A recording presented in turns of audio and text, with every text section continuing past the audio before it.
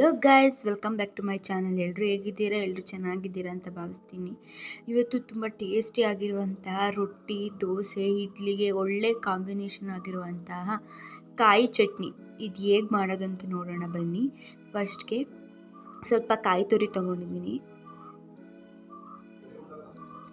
ಸಾಂಬಾರು ಸೊಪ್ಪು, ಇದಕ್ಕೆ ಬೇಕಿದ್ರೆ ನೀವು ಪುದೀನ ಸೊಪ್ಪು ಬೇಕಾದ್ರೆ ಹಾಕೋಬೋದು. ನಿಮ್ಮ ಪುದೀನ ಫ್ಲೇವರ್ ಇಷ್ಟ ಆದರೆ ಪುದೀನ ಸೊಪ್ಪು ಕೂಡ ಹಾಕೋಬೋದು. ನಾನು ಇಲ್ಲಿ ಹಾಕಿಲ್ಲ. ಒಂದು 5 ಹಸಿರು ಮೆಣಸಿನ್ಕಾಯಿ, ಬೆಳ್ಳುಳ್ಳಿ, ಜೀರಿಗೆ ಮತ್ತು ಕಡಲೆ.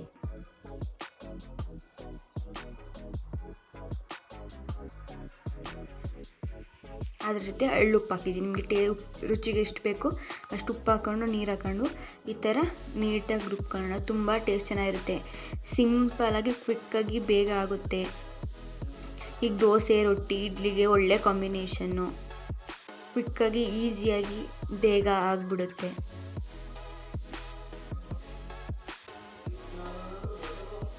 ಒಂದೊಂದು ಕಡೆ ಒಂದೊಂದು ಥರ ಮಾಡ್ತಾರೆ ಕಾಯಿ ಚಟ್ನಿನ. ಈ ಥರನೂ ಒಂದ್ಸಲ ಟ್ರೈ ಮಾಡಿ, ತುಂಬ ಚೆನ್ನಾಗಿರುತ್ತೆ ಟೇಸ್ಟು. ಇದು ಬೇಕಿದ್ರೆ ನೀವು ಇಟ್ಕೊಂಡು ಸ್ಟೋರ್ ಮಾಡೋದಕ್ಕಾಗಲ್ಲ. ನೀವು ಸ್ಟೋರ್ ಮಾಡಬೇಕು ಅಂತಂದರೆ ಇದಕ್ಕೊಂದು ಒಗ್ಗರಣೆ ಹಾಕ್ಕೊಂಡ್ರೆ ಸ್ಟೋರ್ ಮಾಡ್ಕೋಬೋದು. ಇದನ್ನ ಸ್ಟೋರ್ ಮಾಡೋಕ್ಕಾಗಲ್ಲ, ಒಂದು ಬೇಗ ಕೆಟ್ಟೋಗ್ಬಿಡುತ್ತೆ. ಸೊ ನೀವು ಸ್ಟೋರ್ ಮಾಡ್ತೀರಾ ಅಂದರೆ ಅದನ್ನ ಒಗ್ಗರಣೆ ಹಾಕ್ಕೊಂಡ್ರೆ ಸ್ಟೋರ್ ಮಾಡ್ಬೋದು. ಇದಕ್ಕೆ ನಾನು ಕಾಂಬಿನೇಷನ್ ಆಗಿ ಚಟ್ನಿ ಜೊತೆ ದೋಸೆ ಮಾಡ್ಕೊಂಡಿದ್ದೀನಿ.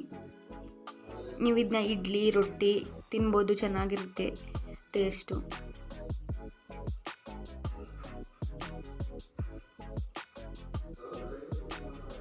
ಬಿಸಿ ಬಿಸಿ ದೋಸೆ, ಬಿಸಿ ಬಿಸಿ ಇಡ್ಲಿ, ರೊಟ್ಟಿ ಜೊತೆ ಅದ್ರ ಜೊತೆ ಸ್ವಲ್ಪ ಮೊಸರು ಇಟ್ಕೊಂಡ್ರೆ ತುಂಬ ಟೇಸ್ಟ್ ಚೆನ್ನಾಗಿರುತ್ತೆ. ಈವನ್ ಬಿಸಿ ಅನ್ನಕ್ಕೂ ಕೂಡ ನಾವು ಈ ಥರ ಕಾಯಿ ಚಟ್ನಿನ ತಿನ್ಬೋದು. ಅದು ಕೂಡ ಟೇಸ್ಟ್ ಚೆನ್ನಾಗಿರುತ್ತೆ. ಬಿಸಿ ಬಿಸಿ ಅನ್ನೋ ಜೊತೆನೂ ಕೂಡ ತಿನ್ಬೋದು. ಈ ದೋಸೆ ಜೊತೆ ತಿಂತಾಯಿದ್ರೆ ತುಂಬ ಟೇಸ್ಟ್ ಚೆನ್ನಾಗಿರುತ್ತೆ ಗಾಯ್ಸ್. ಒಂದ್ಸಲ ಮನೇಲಿ ಟ್ರೈ ಮಾಡಿಬಿಟ್ಟು ಹೇಗಿತ್ತು ಅನ್ನೋದನ್ನ ಕಮೆಂಟ್ ಮಾಡಿ ತಿಳಿಸಿ. ಈ ವಿಡಿಯೋ ಇಷ್ಟ ಆಗಿದರೆ ಲೈಕ್ ಮಾಡಿ, ಶೇರ್ ಮಾಡಿ ಆ್ಯಂಡ್ ಸಬ್ಸ್ಕ್ರೈಬ್ ಮಾಡಿ. Thank you for watching.